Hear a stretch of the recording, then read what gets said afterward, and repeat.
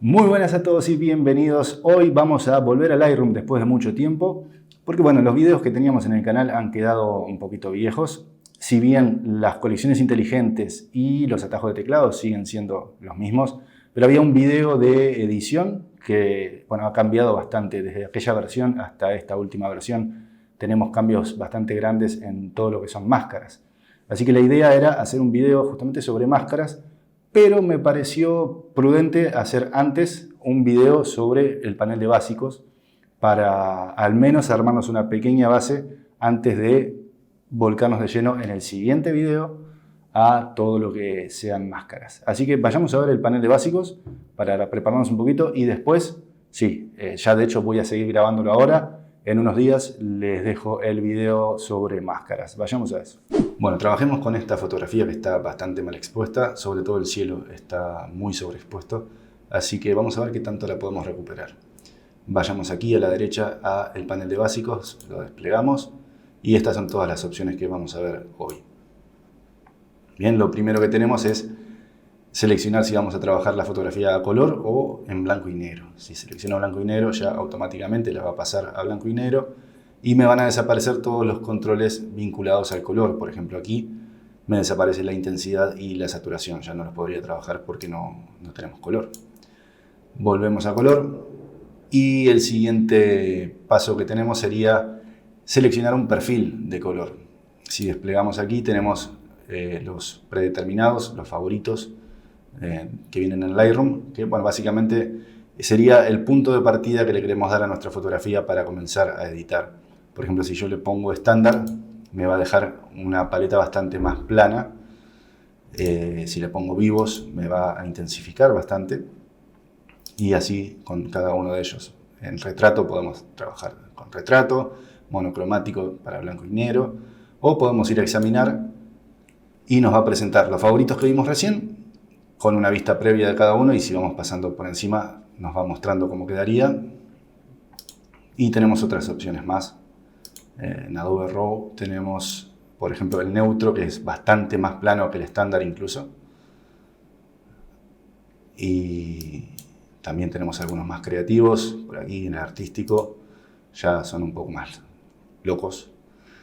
Tienen paletas de colores específicas, que a su vez también podemos intensificar o quitar la intensidad desde este deslizador una vez que lo seleccionamos.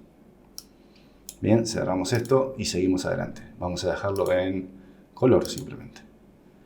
Lo siguiente que tenemos es el balance de blancos. Aquí, en este panel de aquí, vamos a trabajar lo que es la temperatura de color de la imagen.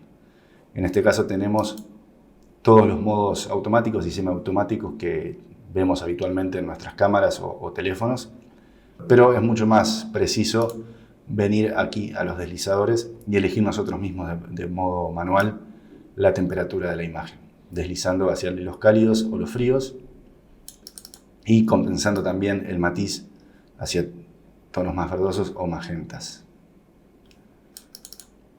Bien, nos puede pasar que le damos mucha calidez y nos queda como un poco verdoso, podemos compensarlo con el magenta o podemos intensificar el verde. Esto es para compensar un poco si se nos tiñe la escena de alguna tonalidad que no nos esté pareciendo adecuada.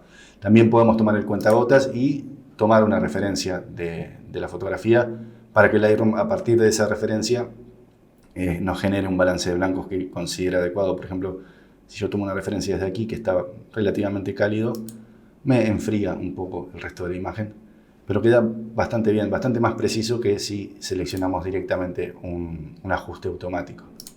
Una vez que tomamos la referencia, incluso podemos continuar ajustando desde los sliders para terminar de darle el toque que queremos. Lo siguiente, luego del balance de blanco, sería el panel de tonos. Aquí básicamente vamos a trabajar exposición y contraste de la imagen. Tenemos una opción de automático para que Lightroom tome las decisiones que quiera y nos deje la fotografía como quiere. En este caso subió un poco la exposición, subió un poco de contraste, bajó altas luces, subió sombras. Bueno, lo que nos interesa ahora es ver nosotros mismos cada una de estas opciones, así que Control Z, deshacemos todo y vamos a ver entonces una por una. La exposición básicamente nos va a subir la exposición general de la escena, todo parejo. Negros, sombras, blancos iluminaciones, todo parejito hacia arriba o hacia abajo. Bien, esto lo usamos muchísimo. Si la foto nos quedó ligeramente subexpuesta, podemos subir un poquito. Incluso podemos subir la exposición en general y después bajar algunas otras zonas, como vamos a ver ahora. El contraste, bueno, básicamente lo que hace es potenciar negros y blancos, quitar todos los tonos medios, o todo lo contrario. Si le quitamos contraste, lo que va a hacer es eliminar negros y blancos, bajarlos bastante y llevar todo hacia el centro. Una forma sencilla de entender esto sería viendo el histograma. Aquí tenemos la representación gráfica de nuestra imagen, en lo que son los negros, las sombras, los tonos medios, las iluminaciones y los blancos. Fíjense que si yo llevo el contraste hacia el extremo, lo subo todo, lo que ocurre es que todo se me va hacia los negros y todos los tonos altos se me van hacia los blancos. Y no tengo información básicamente en los tonos medios. Y si me lo llevo al otro extremo, ocurre lo contrario, me lleva todo hacia el centro y me desaparecen negros y bajan los blancos. Básicamente de esa manera funciona el contraste. Luego tenemos lo que sería el contraste discriminado por zonas. En este sector de aquí trabajaríamos de manera mucho más precisa el contraste. Tenemos iluminaciones, sombras, blancos y negros. Si yo bajo en este caso las iluminaciones, empiezo a recuperar muchísima información del cielo porque le estoy quitando exposición justamente a estas zonas de iluminaciones de altas luces. Si subo las sombras, empiezo a ganar información, empiezo a subir todas las zonas que estaban más oscuras aquí. Con los blancos también podría recuperar información del cielo. Si yo los bajo, me baja muchísimo esto. Y si yo los subo, lo termino de quemar. Lo termino de arruinar más de lo que estaba. Y los negros, bueno, lógicamente trabajaría en las zonas más oscuras de nuestra imagen. Entonces, de esta manera podemos buscar darle mayor o menor contraste a nuestra fotografía de manera mucho más precisa que desde este deslizador. Y a su vez podemos intentar corregir algunas zonas que se nos hayan pasado. Por ejemplo, el cielo que estaba muy claro, bueno, lo podemos intentar recuperar quitando iluminaciones y quitando blancos. Podemos intentar recuperar un poco de sombras desde aquí. Entonces, trabajar con las iluminaciones y las sombras nos permite ampliar muchísimo el rango dinámico de nuestra imagen. Eso significa tener mucha información en las sombras, muchos tonos en las sombras y muchos tonos en las altas luces. Por ejemplo, vamos a dejarlo en 0. Algo que está bueno mencionar, si ustedes le dan doble clic a los deslizadores, a cada uno de los sliders en cualquier menú, va a volver al punto de partida. No importa todos los movimientos que hayan hecho, dándole doble clic siempre va a volver al punto de partida. Entonces, volviendo al rango dinámico, si yo subo las sombras, empiezo a tener un espectro mucho más grande en las zonas más oscuras de la imagen. El pasaje de sombras a tonos medios va a ser mucho más amplio, voy a tener un recorrido mucho más amplio. Lo mismo ocurre en las altas luces. Si yo bajo las iluminaciones, comienzo a tener un pasaje mucho más amplio, con un espectro más amplio, entre las zonas más iluminadas y los tonos medios de nuestra imagen. Por lo tanto, al subir sombras y bajar iluminaciones, el espectro que voy a tener entre las zonas en sombra hasta las altas luces va a ser mucho más amplio. También lo puedo reducir, subiendo las iluminaciones y bajando las sombras. Acá el pasaje es mucho más abrupto, ya no tengo un espectro tan amplio en todo el recorrido entre sombras, tonos medios y altas luces.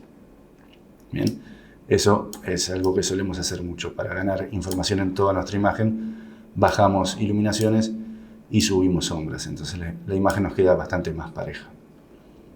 En el caso contrario que les comenté recién, por ejemplo, si queremos hacer algo bastante más dramático, con una luz más dura, hacemos lo contrario, subimos iluminaciones y bajamos sombras. Vamos a dejarlo por aquí en este caso porque la idea es recuperar información del cielo y que la foto nos quede relativamente linda, si podemos lograrlo. Lo siguiente que tenemos es el panel de presencia. Y aquí tenemos textura y claridad que cumplen una función bastante similar, pero con algunas diferencias. Vamos a verlo. Vamos a ampliar por aquí. La textura lo que hace es trabajar de manera uniforme en toda la escena. La textura, justamente, si la ampliamos, nos va a dar un resultado mucho más rugoso, con mucha más textura, lógicamente. y si se la quitamos nos va a dar una imagen bastante más lisa, bastante más lavada. Esto lo solemos utilizar mucho en retrato, por ejemplo, para suavizar un poco las pieles. Pero se manifiesta de forma bastante uniforme, a diferencia de la claridad, que actúa muchísimo más en los tonos medios. Básicamente está orientada a los tonos medios. El cambio es bastante fuerte, bastante abrupto, pero enfocado más que nada a los tonos medios. Ven que esta zona de aquí, por ejemplo, cambió muchísimo.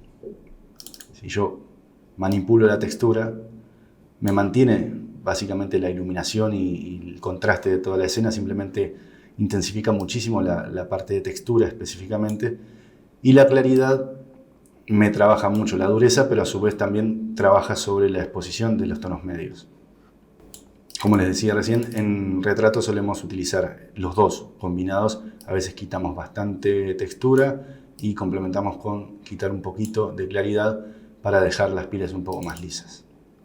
Cuando trabajamos con este tipo de fotografía, como con mucha roca, está bueno subir un poco la claridad y subir tal vez un poco la textura para darle mucha presencia, mucho crunch. Borrar neblina hace literalmente eso, elimina neblinas o nos genera neblina si le damos hacia la izquierda, hasta dejarnos la imagen completamente blanca.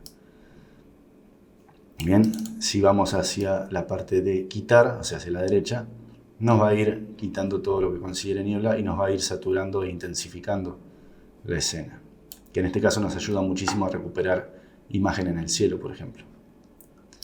Así que vamos a dejar esto por aquí para recuperar algo de cielo y el resto como lo habíamos dejado. Luego tenemos intensidad y saturación. La saturación actúa sobre todos los colores, saturando toda la imagen en general y de manera bastante agresiva, o quitando saturación de todos los colores hasta dejarla incluso en blanco y negro si le quitamos todo.